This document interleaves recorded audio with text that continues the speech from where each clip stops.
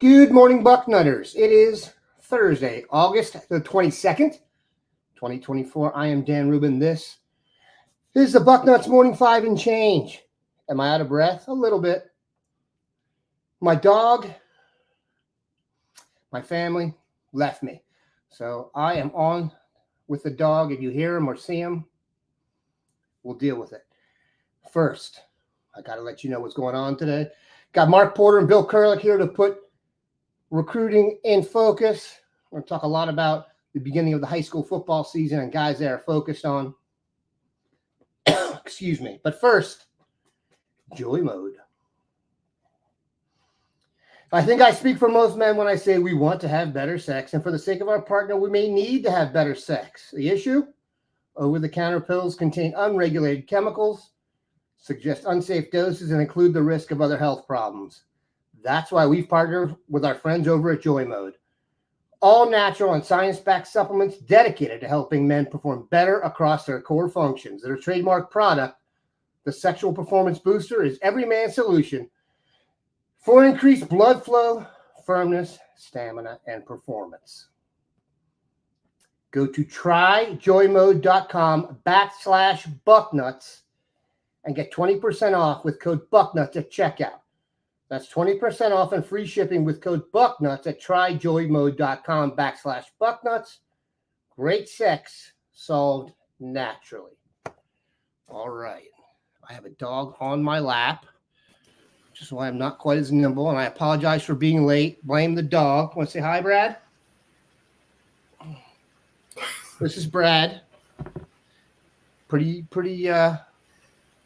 toddler-esque. All right, let's get rolling. Gentlemen, Bill Kurelic, Mark Porter are back. We're going to try and stay more positive today. We are not going to talk about you-know-who. Big weekend coming up. This is the really get-started weekend for Ohio high school football. That's where these two guys really hit their stride. We're going to do the best we can this year with Mark and Bill to try and keep you up to date and dialed in on the best Ohio has to offer. That's guys headed to Ohio State and guys who have a chance to go to Ohio State. So we're really going to focus on that. Let's start by kind of rehashing where you're headed this weekend and why you're going there first.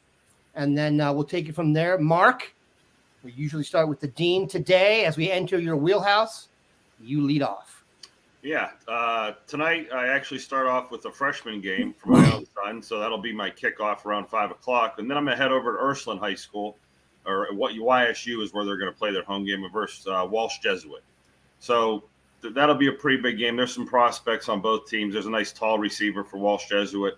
Devontae Taylor is a player for Ursuline that has a lot of speed. And, you know, when you say we're going to be looking for players that have a possibility to play at Ohio State, you throw a pretty wide net on the young guys, you know. So we'll talk about a lot of young guys throughout the season, drop names on you that you may not know, but maybe by the end of the year, some of those names start to come into focus and you start to narrow down that net, just like the Ohio State does. Tomorrow night, I'm headed over to Toledo Whitmer, and they're playing Dublin Kaufman. Dublin Kaufman has a handful of players to check out, but of course the feature is Carter Lowe. I talked to Carter. He's healthy. He's playing. So I'm excited about that. It's always fun week one, and you get to start off with a player like Carter, one of the best linemen in the country. I am sure we will be serving pancakes on the Bucknuts 5 when we show you his video. I'm kind of jealous of Bill's matchup. He picked a great matchup for this weekend. He has a little more punch, but we'll go back and forth every week to see who gets the best Buckeye footage. Yeah, one challenge we have is you'd be surprised having to manage this with when guys get on the field. Guys miss games for different reasons, and Mark and Bill try and jimmy this so that they're there when the guys are at their best. That's hard to do, believe it or not. Football is you got to factor in blowouts. You know, kids get pulled early. A second half's a running clock. Blowouts point. One way or the other. You know, where your kid's getting blown out, and so there's a lot of things. And rainy nights, and and you're trying to do a half here and a half there. Yeah. If you pick the second half and you're up 60-0, you're not going to – no Ohio State prospect plays in a 60-0 game. This just in, unless he's a freshman. Yeah. So we will see. William, we've teased where you're going. What's up? And you know what? I could show up at a school like Northmont on a Friday night, and the number one player in the state could just leave the school that day and go to Texas. You just don't know. how things are going to go on a Friday night. It's not like Dayton is 2 hours from your house, so don't worry about it. Yeah. Yeah, I try to do as much checking as I can, and as Mark referred to, sometimes it doesn't always work out. But I contact the kids that I'm thinking about seeing at the beginning of the week and ask them, "Are you healthy? Are you going to play?" But I will contact the kids tonight just to make sure they didn't sprain an ankle at practice later today in the walkthrough or something. But as Mark found out with Dorian Brew, sometimes all the best laid plans can go awry. But I will be, unless something changes, in Strongsville, Ohio on Friday night. I'm pretty anxious to see this game and the two kids. Strongsville has Storm Miller, who is absolute Ohio State 2026 linebacker target. And by the way, just because Blake Miller, his brother, is at Clemson does not mean Storm Miller is going there. He may go there, and I think in the end it could come down to Ohio State or Clemson, but the kid is legitimately interested in Ohio State. And he has said more than one. He's not going to go to a school just because his brother goes there. He's going to go to the school that fits him best. So Storm Miller plays for Strongsville, and Avon Lake is at Strongsville tonight. Avon Lake, of course, is where Maxwell Riley plays. Really interested to see this matchup. And the two will go head-to-head at times. Obviously, Storm Miller at linebacker and Maxwell Riley he'll play left tackle tomorrow night, but he'll also play some right tackle. And there's going to be times where he will meet with Storm Miller. So those two kids are very very excited about this game. So am I. Should be a great game, as they have both told me. And as Mark referred to, when I look for games, first of all, I try to find games that are going to feature more than one Ohio State related guy. That's kind of my number one criteria. And then I look at, if you go to Akron-Hoban, you're going to see multiple Ohio State guys right there just on one team. But last year I saw Akron-Hoban against Lakewood St. Edwards. What a great contact. I look for good games. You don't like to go, as Mark said, to a game that's going to be 50-0 at the half. And then sometimes, not sometimes, but I try to get games where I can see a kid that is farther away, maybe a little closer to home. Avon Lake is farther for me. It's one of the farthest ones that I could go to, but Strongsville is a little bit closer, so I can see Maxwell Riley a little closer to home. But that's kind of some of the criteria I use, and looking forward to this weekend. Go ahead. I see. I'm going to try to put a bow on this. You're going to see Storm, and then there's a question about Storm Norton, who was at Toledo Whitmer. He was an offensive tackle, and he was like 6'7" or 6'8", and he's saying no one would line up across from him. When I went to see Carter Lowe last time, do you remember what happened? Yeah, they ran the other way the whole time. They didn't put anybody on it. They overloaded the other side. Right. Yeah, and they made it so it was almost like he got the Deion Sanders treatment, where they put so much to his side that the other team had to go the other way. So, that was Perrysburg that did that. I doubt Dublin Kaufman will employ that strategy. But like Bill's saying, you go there. I went there that night. I'm like, why are they not running to the side? There's no footage here. This is boring. The Bucknutters are going to be displeased that all he does is backside step and hinge for 26 plays in a row on a night. So we do get some oddball nights, especially with these Ohio State guys. I think last year, if I remember correctly, Mark's opening up with Carter Lowe. I'm pretty sure last year I opened up with Carter Lowe. I went to my first weekend last year. It was I think might have been Carter Lowe at Dublin Kaufman maybe, but in any event, that would make sense. Yeah, I opened up last year, and I'll see Carter Lowe at some point this season for sure. But last year he was my opener, if I remember correctly. It's funny, we follow. I'm not saying we do it exactly like Ohio State, but they feel the same way. They don't need to go see a prospect go against a guy who's a Division, X kid. They'd like to see you stud on stud. Like Blake Miller is a name we did not discuss enough. I blew it on that one. You want to talk about a miss? and a guy who's left Ohio and become a really good offensive lineman elsewhere. Blake Miller's one of them. So we probably have some making up to do with the Miller family. We'll do that. I got to call out my guy, Wesley Callender, who is he knows what toughness is because he knows the mean streets of Oakwood that we live on here. Oakwood beat Northmont 67, 68, and 69, and Trotwood in 68 and 69. Those were the days. Because let me tell you what Oakwood would not do now. Beat Northmont and Trotwood. There would be, you'd need 2 ambulances at those games if we played now. All right.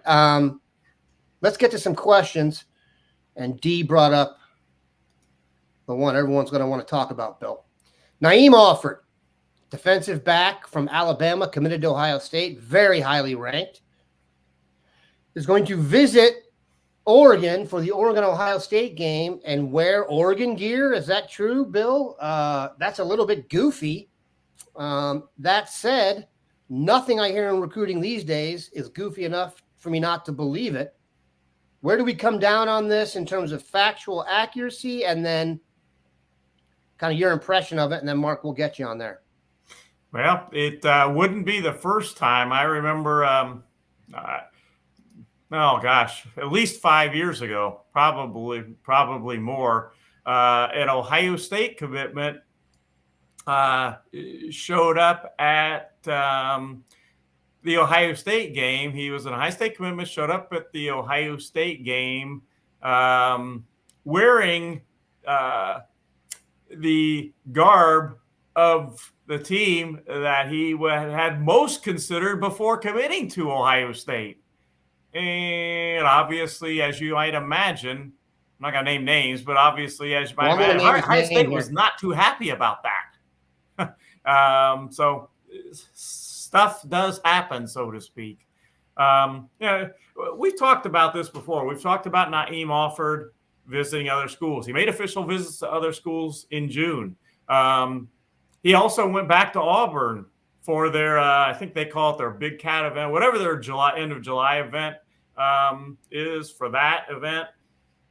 We've talked about him going out to Oregon again, and that's the plan right now. I think it's probably going to happen. Will he be in Oregon gear? I guess we'll see. But it's not a new topic with Naeem Offord, so you got to just keep recruiting him through the process. For those who like to play with the Google machine, Bill's referring to Terrell Lewis, who was a D.C. native. That's why I remember it. And he came to Ohio State wearing an Alabama T-shirt. Former Alabama linebacker Terrell Lewis chase video on the hotel where he got a prostitute and did not pay for it is viral. So maybe we dodged a bullet there with good old Terrell. I digress. Mark, your thoughts? Not on Terrell. Your thoughts on guys? That's a curveball for these. When you have your commit dudes who haven't been on the scene, your thoughts on the idea of a recruit committed to Ohio State on the road visiting in the opposing jersey? That's bad news. It's not good. What also scares me is there's a lot of places you can go, like you're saying Auburn, and you're just kind of shaking hands and kissing babies. But when you go to somewhere where Oregon, where they have an open checkbook, whatever you want, that's how we lost McNutt, and that's how you're losing some of these other guys. That scares me. That's a recipe that we haven't seen cooked up before. Like before it was just scholarships going back and forth. That the Oregon's a place right now that the way that they're doing business is a desperate way of doing business, but it's going to land players. So I think we need to watch it. But at the end of the day, the first thought I had is win the game. And it won't feel so cool to be standing there in the other team's jersey. You kind of feel like you got mud on your face. Like, wow, I went up here and wore this, and then they lost. And you know how that is, being on the losing side of the ticket. So the Ohio State needs to take care of business for a lot of reasons, but recruiting being one of the main reasons. All right, Bill, I'm going to ambush you here with a question. If you don't know the answer, that's totally understandable. Ohio State played at Oklahoma a while back, and there was a recruit at the game who both Oklahoma and Ohio State were recruiting, and he started the game on the Oklahoma sideline, and finished it on the Ohio State sideline as Noah Brown had the game of his life. Do you remember who that was? I think it was a running back. I can't really. I'm going to go look that up and I'll put it in the messages. But this has happened before, not under these conditions where, the checkbooks are open. So we will watch and keep an eye on that. Dan, sometimes my wife tells me I don't remember what socks I put on this morning. Even the dean. So that one, I don't really recall. If anybody exactly who that was. If anybody in the chat remembers that, you get a free hug if you get this right. All right, let me tell you about Babbel, because this is very interesting. My family is actually in Italy right now. My son's basketball team at Denison University is playing a tour, and my wife and my daughter are there to check it out. Of course, I couldn't go with the season being as close as it is. However, got a game against Livorno today. They beat some team from a town I couldn't pronounce a little while back. But I digress. They did check out Babbel before they went, because the best way to learn a language is immersion. But when you're living where a language is spoken and using it every day, that's not in the cards. You can still learn a language the second best way, and that's with Babbel. Those of you guys who listen to Bax, the People's Champ, his son plays a ton of hockey up in Canada, so Bax learned French on Babbel, which is pretty awesome. He's much smarter than he looks. And if you want to know the favorite sound, the Babbel sound will give you all the noise you need to hear. You can be better in 2024 with Babbel. And I've told you guys it works. Literally, if you listened to the show yesterday, Bax did like a 2-second thing or 2-minute thing in French. Very, very confusing for those of us who don't use Babbel. We have a special limited time deal for our listeners right now. You get up to 60% off your subscription. Babbel.com/Bucknuts. Babbel. Remember that second B. Babbel.com/Bucknuts. Rules and restrictions may apply. All right, let's get back to Dan. Before you go to the next question, or whatever, a couple things pop to mind here. I have been in the Ohio State recruiting room before. It's a recruiting room. It's in the one of the corners of Ohio Stadium. They have all the recruits come up, and I've been in that room actually many times in my life. There was one kid, this is a long time ago, that came to the game, and he was wearing a Michigan shirt. And he was, I don't know how, that didn't sit real well with the Ohio State coaches. They made him turn that shirt inside out. He was not going to wear that shirt with those colors and those letters and that word as a recruit to Ohio State. So he did have to turn that shirt inside out. The other thing that I might want to mention is that there are some really good games this weekend involving Ohio State kids. Mark's going to see Carter Lowe. I'm going to see the two kids I mentioned, Storm Miller and Maxwell Riley, but a few other games, just so Ohio State fans, if you want to get to a great game, here's a few that you might want to think about for Friday night. Akron-Hoban, they play Archbishop Spalding from Severn, Maryland. Archbishop Spalding was 10-2. Severn. They were 10 and Archbishop Spalding was 10-2 last year. That should be a pretty good game. I think hoping to win, but that should be a pretty good game. Closer to home, BP Miller from Ontario plays against Lexington. Braden Fogel. I think Braden Fogel's eventually get an offer from Ohio State. Those are two kids to keep in mind. Bo Jackson, Cleveland St. Joe. He's going to Canton Glen Oak, who has a good team. That'll be a good one to go to. Here's a really good one. Preston Bowman and Pickerington North. Of course, Ohio State's offered Preston Bowman a scholarship. He's a Kentucky commitment. Pickerington North hosts Lakewood St. Edward on Friday night. That should be a very interesting game. You've got Westchester Lakota West playing Cincinnati St. Xavier, and Jacoby, he goes by Kobe. Kobe Clapper, the linebacker that Ohio State has offered. That should be a good one. And finish with one that I think will be a very interesting one. It is at Findlay on Friday night. Findlay, of course, has Ryan Montgomery, Georgia commitment, throwing for them, and he is going to be throwing against Toledo Central Catholic and Victor Singleton, the cornerback of the Ohio State, is offered. So that'll be an interesting one. So that's just a handful of games that Ohio State fans, if you're in any of those areas or whatever, you might want to check out. Sean Duffy brings up another good one. Springfield versus Winton Woods. That's two uber talented. That's like Springfield versus Cincinnati. That's like a city showdown right there. That's a good one. Don't sleep on those dudes. All right. Marcus, I had a question for you here. And I want to lead with this one. And then Bill, you can follow it up. We're getting a bunch of names that this is going to happen now. The guys who are maybe on that first layer of the outside looking in at Ohio State, we're going to start to get a ton of questions on those guys. From a process perspective, Jameel Atkins, for the guy he's talking about, 6'8", 290 at Trotwood, does not have an offer from Ohio State, is committed to Kentucky.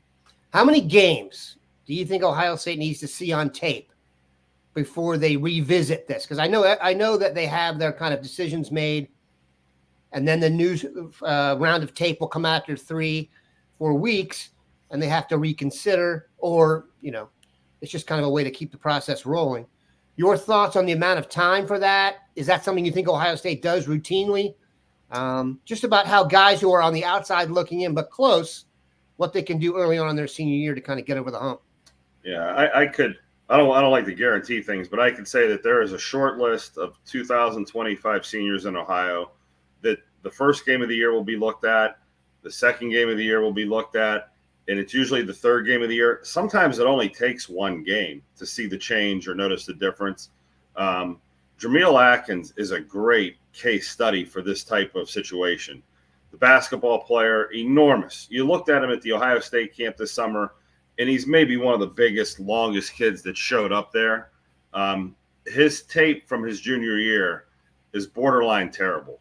Like, he really is almost like a newborn calf, that's born and it's got that, it doesn't have a stable base yet. It's going to grow up to be a big buck, but you could see that the basketball body was there sophomore year. You got a little bigger, got a little stronger. I call them flashes of greatness. There's okay. But like we said, and this is exactly what I've said about him 3 or 4 times on this podcast, so people will see I'm not flip-flopping. He's a project. I think you'll remember me saying this. In 3 years, he could be the guy that's in the NFL draft. I don't know if Ohio State has to invest 3 years to wait for him to get on the field. Now, that all blows up with what you just said. After 3 games, maybe he comes out kicking some butt, pushing people around. This almost 300-pound body now functions better. All bets are off. It's a clean slate. Hey, he's a different player. It's there. Let's take him, and we'll be the ones that send him to the NFL in 3 years. But that's where he is in his developmental phase. With us not getting a lineman that we wanted, there may be an opening for someone like this as a project. And in Ohio State has taken a couple kids in Ohio that, hey, they want to be Buckeyes, and we'll give them a couple years, a redshirt year to get, to the next level of their progression. He's the guy that can reward you with that NFL upside. Generally speaking, right now, and I'll give you a few schools, Ohio State, Georgia, Alabama, Oregon are not in the business of projects. They want the guy they bring in to challenge the guy they brought in the year before. That's their goal. They don't have any interest in guys sitting on the bench. Now, it happens, but that's not how they recruit right now, I don't think. Bill, do you think I'm wrong on that? And if so, there's also questions on here. One, are a flurry of offers going to go out? And then, we'll get to the next one after that. Do you agree with what I said? And then do you expect a flurry to come out here? I do agree with that. And I will say Ohio State is not going to panic. They're riding and betting on this being a very memorable season.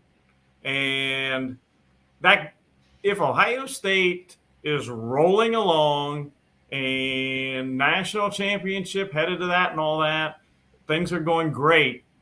Let's see what that does with recruiting. It can only help. Remember, there's always the transfer portal.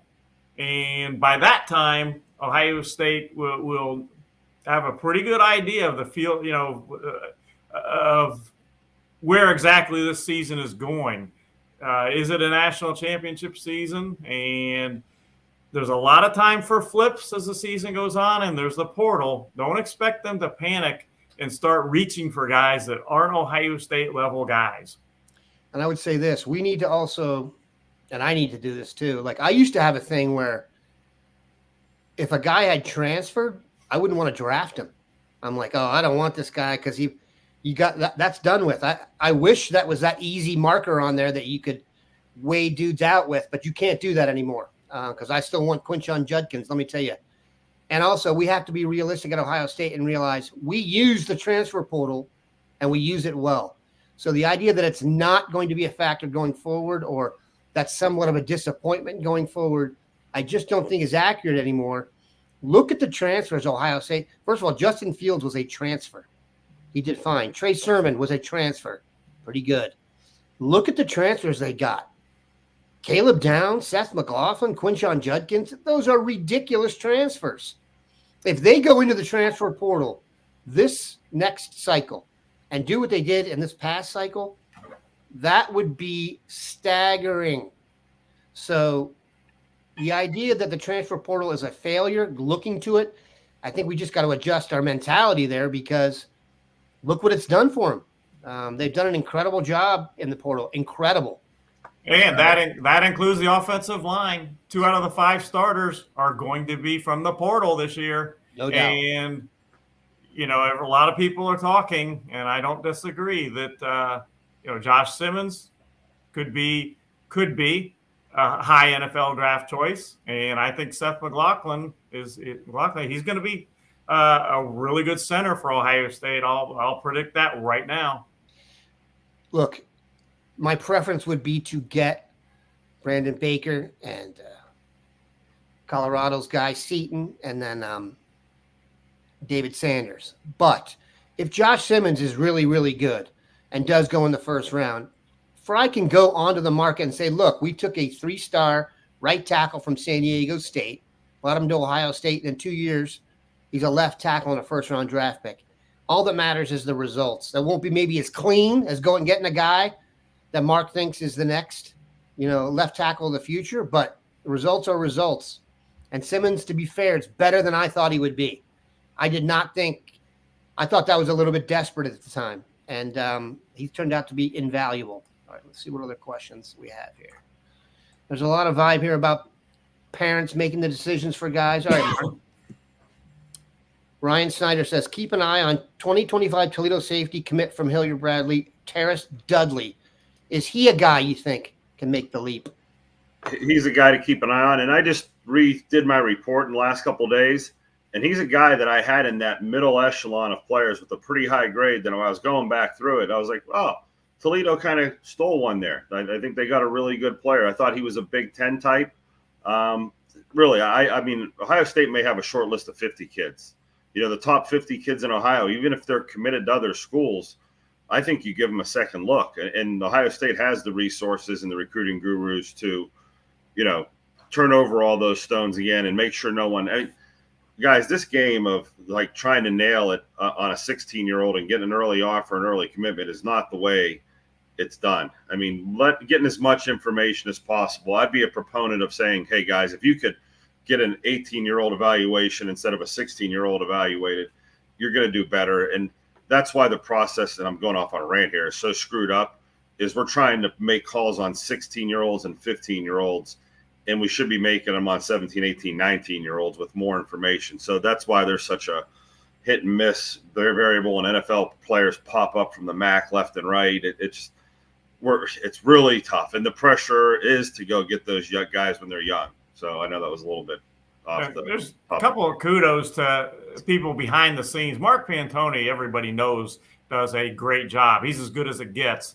But, we've talked about kids in Ohio. Ed Terwilliger, who was the head coach for many years at a school up the street from me here, just up the street, Olentangy High School. He was a really good head coach there for the Olentangy Braves. And he does a lot of work behind the scenes with the Ohio kids. That's one of his areas that he was specifically put in charge of.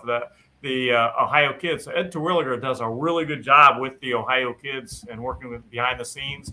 And Tim Hinton does too. You know, he used to be one of the full-time coaches at Ohio State. He does. Those two guys do a lot of work behind the scenes on finding, keeping in contact, all that with kids in Ohio. Mark, there's been some concern about what I said about the portal, which I don't really agree with, but I'll let you hit on, is that if there's no good linemen in the portal, you can't get them. So I'm going to say this diplomatically. If one was a great offensive lineman at a school not named Ohio State and had a lot of eligibility left and made it clear through any channel that they were interested in transferring, Ohio State would then have room for a transfer. This is not a random go to the store and see if they restock the shelves day. There is it's not that cold of a medium. Mark, take it from there, please. That's exactly what I was thinking. You don't understand the portal if you don't understand what Dan just said. Now, I get where most people in the portal, it's the land of misfit toys. And not too many guys who are first-round picks are going, yeah, I'm going to go join the land of misfit toys and go in the portal and blow up my relationship with everybody here. But the back channels that say something like, like Ohio State knows who the top 10 NFL tackles are in the country they're going to go. If any of those guys don't go, there will be feelers and numbers sent to that player. Hey, grass is greener over here. Here's how much greener it is. Hop in that portal and, the check will be waiting. That's the type of thing that will go on for an Ohio State. If you're any other school, you're just seeing what pops up in the portal. It's a double whammy, though. Because this is free agency at the level we're talking about. It's literally free agency. Jonah Jackson. Correct. Jonah Jackson was at Northwestern. No, it's Rutgers. Don't tell me there aren't good offensive linemen that go into that are going to go or will go into the portal. Jonah Jackson was just what Ohio. He was kind of like a little bit Justin Fields, just at a different position. He was exactly what Ohio State needed that year, and he came to Ohio State and solidified a pretty darn good offensive line.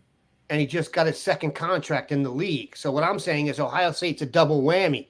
We can afford to pay you, but then we can prepare you for the NFL better than the school you were at. That's the long-term double whammy side of it, which the Josh Simmons example falls right into that. So Jonah did go to Rutgers. He transferred. Yeah, I went. Did I say Northwestern? I might have said Northwestern, but it's somebody even Jonah Jackson. He was at Rutgers to Ohio State, and that was huge for the Buckeyes. He was with the Lions. I don't remember if he got another. I know he was a free agent recently and got paid. So wherever he is, his accountant is smiling. All right. Here's what I want to talk about too. There's been a lot of talk about offensive line and Ohio State's inability to go out of the state to get a certain individual and guys we talked about earlier. I would actually say that if you look, for example, if you look back at the 2014 championship team, all 5 guys were from Ohio. We tend to do better, shocker, when the state of Ohio gives us elite offensive line talent. I don't mean gives in the classic sense, but produces. And they're, thankfully, even though there's been some issues in recruiting recently, there are guys on the radar coming that have a chance to be nationally good. Paris Jackson good? Or Paris Johnson? No. I would not say that about anybody. That's too much hype. But one question about a guy we've had our eye on for a while here, Sam Greer. Left tackle, has not played a lot of football. Akron Hoban, great basketball player too, great athlete, has an offer. What do you think about him, Mark? And then Bill, maybe where he stands in recruiting. The hype was early and big for him based on what he did on a basketball court. How big do you think he is? How much does he weigh? He's got to be 6'6" plus legit. He's very long. He's probably 300 pounds or 290 pounds. Looks as good as you can get with the flat body and the long arms. Got the 747 wingspan. I mean, it's all there. Now, when you see a freshman who's that big and whatever, they're not playing like a senior yet, and he wasn't playing like a senior in the limited bits we saw him. He came back at the end of last year, had a little bit of a highlight tape. Again, I'm using the word flashes. There are a few flashes of some big-time stuff. This is the off season in the year that not only better it be it there, I expect it to be there. You know, the extra pop, the extra push, the freakishly dominating film. Could he have a David Sanders-like film or something like that? That's what he's capable of. You know, that's the type of – He's bigger. Yeah, that's the type of body and athleticism he showed early as a freshman. It's just, let's put this puzzle together, kid. You know, stay healthy. Get some games under your belt. You know, that weight room development for those big kids is key. When I saw him at the showcase, you know, he's checking the boxes. So he's one of those kids that you expect to see that big time jump. Because right now it's largely projection and hope. But I think that this is the year the rubber meets the road. William? The thing with Sam Greer in trying to predict where he's going, Sam Greer is not a guy that is really overly outgoing as far as the recruiting process, and that's okay. You know, he doesn't do a lot of interviews, and he just doesn't talk about recruiting that much, to be honest. And again, that's okay. I think it's pretty hard to predict right now where he's going to go because he's quiet about that. I think Ohio State is certainly a place he is considering. He's been to Ohio State numerous times, including camp this summer. He was at Ohio State's end of July event last year for 2023. He's been to other visits. You know, you don't go to see a school a bunch of times if you don't have some interest in that school. Michigan is another school that he's been connected to. So I just think it's too early to say right now what I know if you look at our board sometimes, it's a little bit gloom and doom. He's not coming to Ohio State. I think it's very premature to say that. I think it's pretty open right now where Sam Greer is going to end up. There's also a question here about Justin Fry, because Justin Fry is among the coaches who will be available to the media today. And there's a question, will he be challenged on recruiting? And then some people think, oh, he can't comment on that and stuff. He can't comment on specifics, but they're going to ask him questions today. I can guarantee you that. You know, I was thinking about this Justin Fry thing. Like, David Sanders largely went because the money was so great somewhere else. And it wasn't like Justin Fry couldn't identify him as a great player and couldn't call him enough to sway him. Like, where, hey, I called him every night. And if I'm the head coach, and I'm not trying to be the head coach at Ohio State, I'm not mad at my own line coach because another team maybe offered a couple $100,000 more than we did, and that was the difference. That's not the reason to fire a guy. Now, what could get Fry fired is if those kids that went to Michigan turn out to be all Big Ten and they come over here and whip our tails, because he didn't offer those guys and he didn't evaluate them as guys that we should have offered. That's the type of stuff that gets you fired. Not losing a money battle or something like that. I think, you know, everyone knows that anybody can, in the same way where maybe we landed a player at Ohio State because we had the biggest money offer, and there's a coach maybe sitting there going, hey, I'm the greatest recruiter in the country because I got these guys. If I'm the head coach, I'm going, you know, you didn't get those guys. We bought those guys for you. It's your job to coach them, you know, and we helped you in that endeavor. So the days of these guys being responsible for landing recruits like they were 5 or 10 years ago, that landscape has changed so much, where it was personality. It was Coach Fry calling a kid and the kid really liking the conversation and them having that closeness. That was one of the factors in recruiting. But boy, $200 or $300 will piss all over that and, you know, put that fire out in a hurry. I'm sorry to say it like that. So as a head coach, I have to reevaluate my staff and say, we're winning and losing battles, not because of personalities anymore. So now what I would be pissed off as a high school coach or a college coach is not winning, not blocking well in games, missing assignments, and bad evaluations where we didn't offer guys, okay, because we all knew to offer David Sanders. Justin Fry doesn't have some superpower. He was the only one who saw the greatness, you know. So that question, like, you're going to ask Justin Fry if he was calling recruits as much. Really?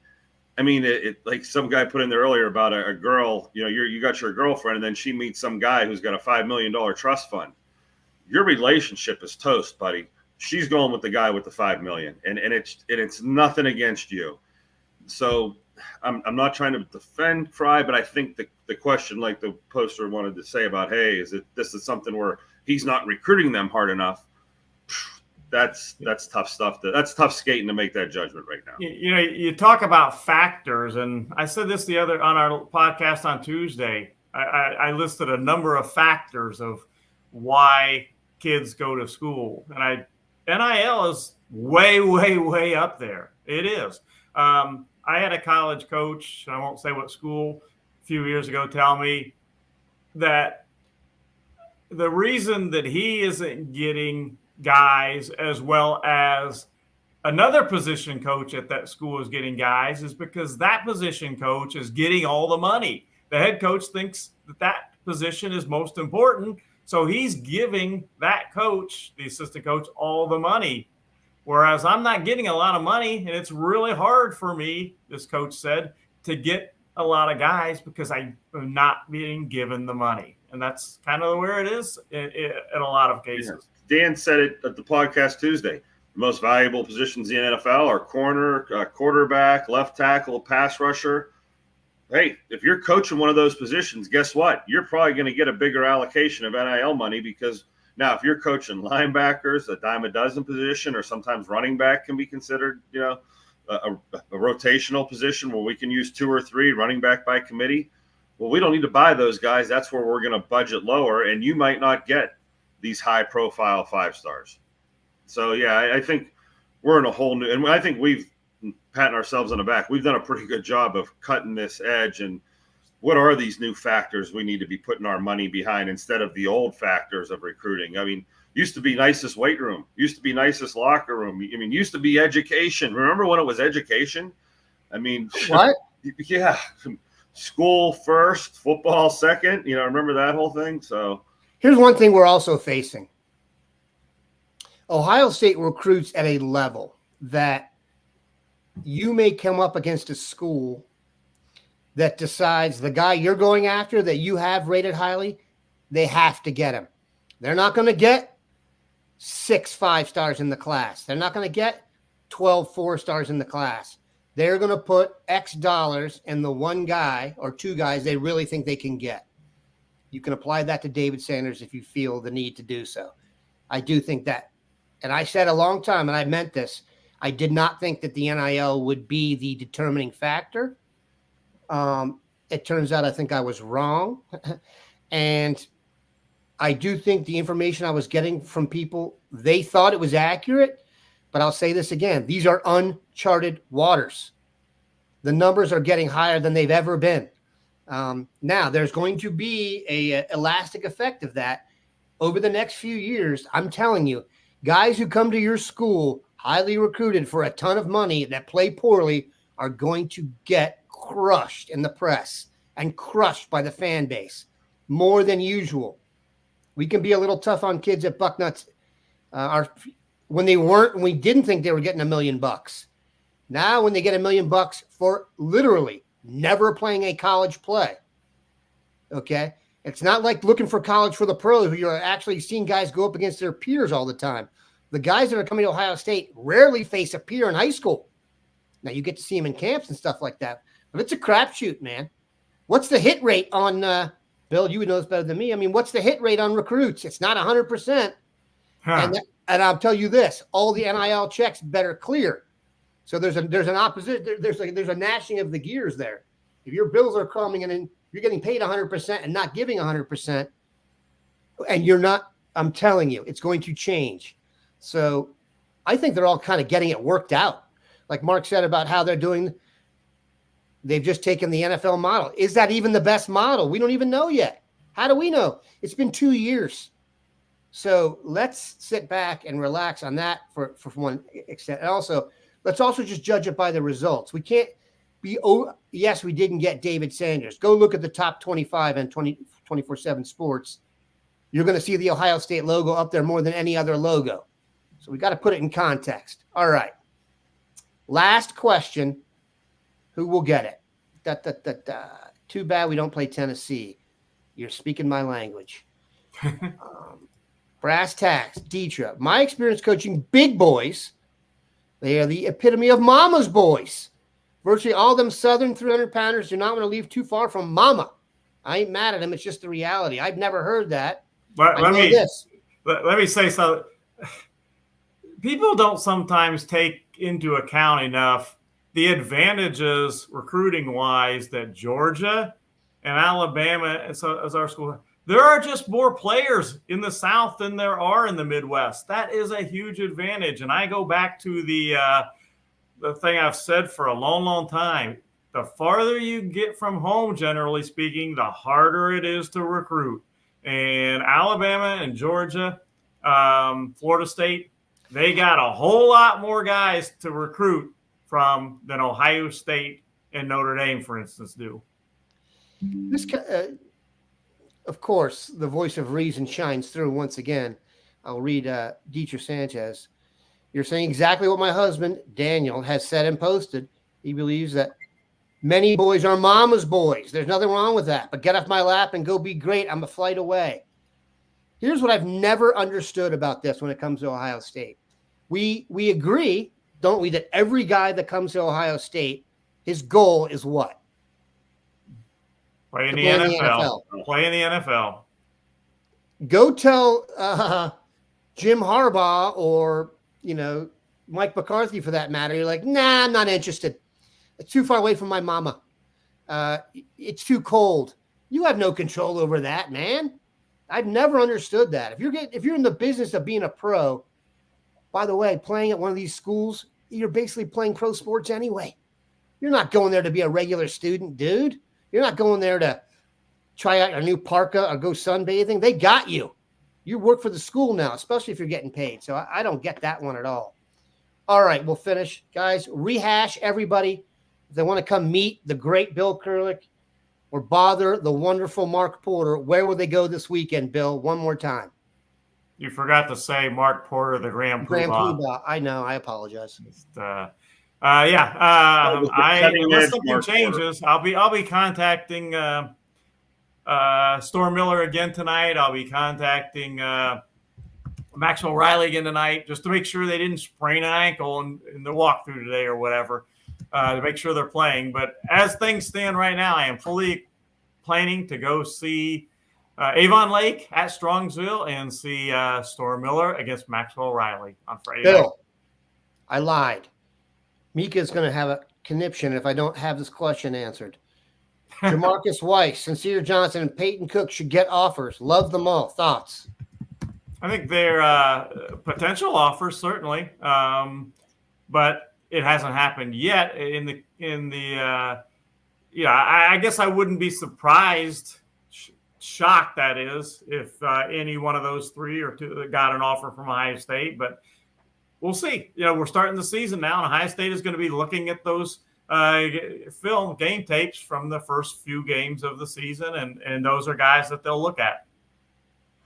All right. So here's a little scoop on all three of those guys. Jamarcus Weiss is a little bit shorter. He's a little bit smaller last year. I think if he bulks up, that would be the jump he needs to make. Sincere is going the other way. He was the guy who was really big, almost headed the defensive end. Now he's lost a lot of weight. Is it enough to make him more explosive? That's the jump he needs to make. Who was the other one there? Peyton Cook. Yeah, that's a big receiver room. I mean, that's a big board, a national board. Brian Hartline's pick. You can't be the best receiver in Ohio and expect to get an Ohio State offer. You got to be the best receiver in the country. So he's going to be put through more scrutiny to get that offer. The one that she didn't have up there is the Miami Trace offensive lineman Guthrie. I know we asked. Adam Guthrie, yeah, that was included in that question earlier. We watched his film and we did a comparison, and we said it's just not for a sophomore, not on the national level yet, but we expect that year of growth and meanness and toughness to show up on this junior tape. And he's one that, yes, with that long body and that upside, much like Jameel Atkins, I think he's farther ahead than Jameel Atkins from Trotwood Madison as a sophomore.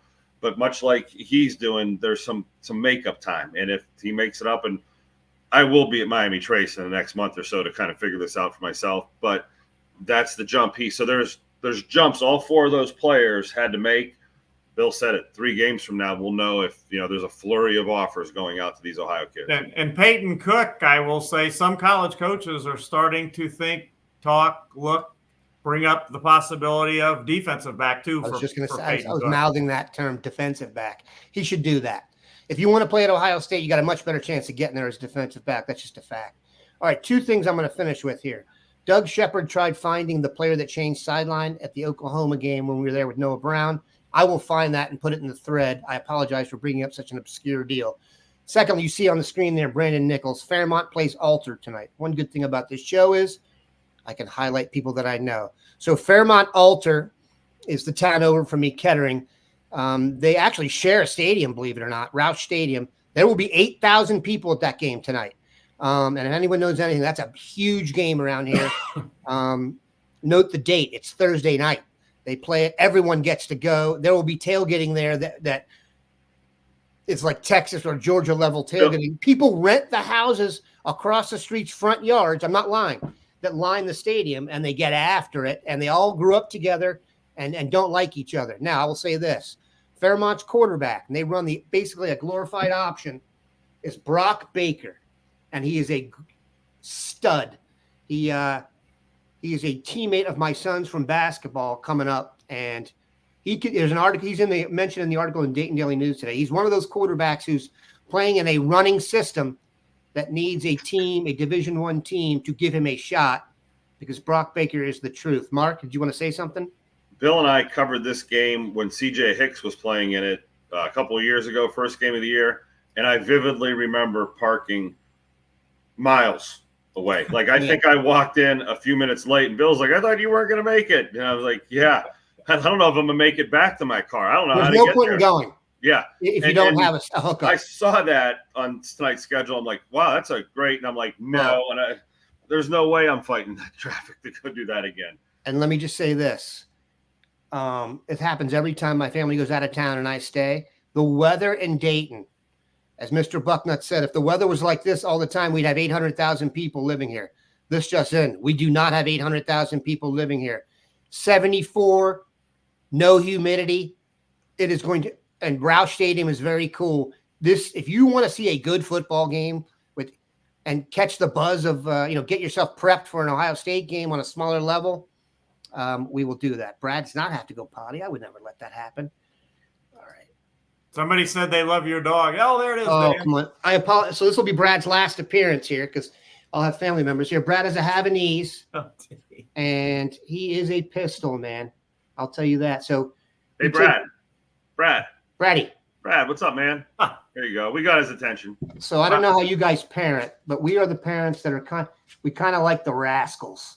So he's well trained, but he's also a rascal. So I appreciate everyone being patient with that.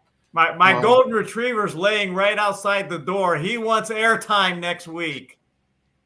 Let me tell you something. If we want to get ratings, more dogs. More people waste more time on Instagram looking at dogs now than anything else on the earth, and I'm guilty. All right, this is the longest show in history.